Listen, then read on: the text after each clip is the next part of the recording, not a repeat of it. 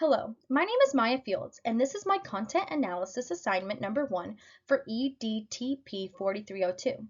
In this presentation, I will analyze a standardized test question, identify its challenges for emergent bilinguals, revise it for accessibility, and discuss strategies to support students in preparing for similar assessments.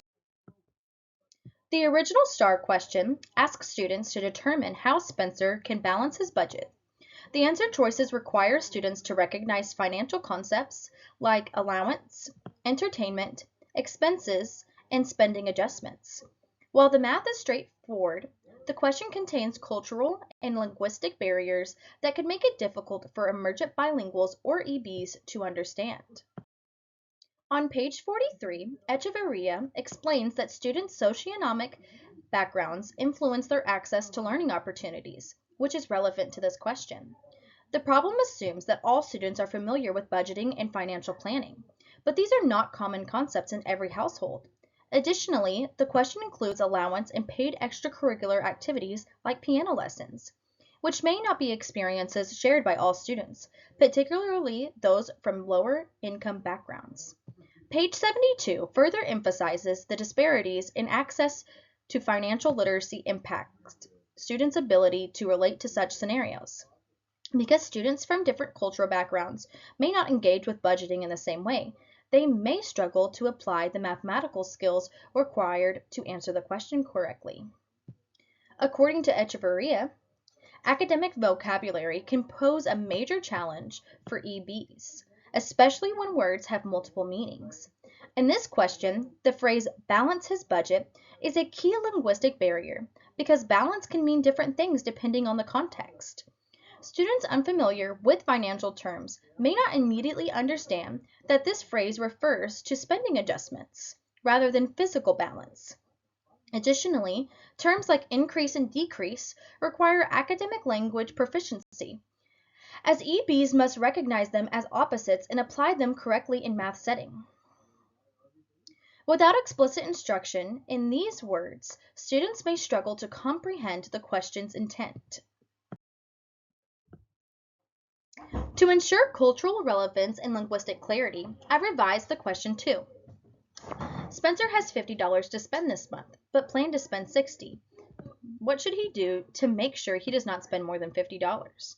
The answer choices were simplified to A. Save an extra $10, B. Ask for $5 more from his parents, C. Spend $5 less on one thing, D. Spend $10 less on fun activities.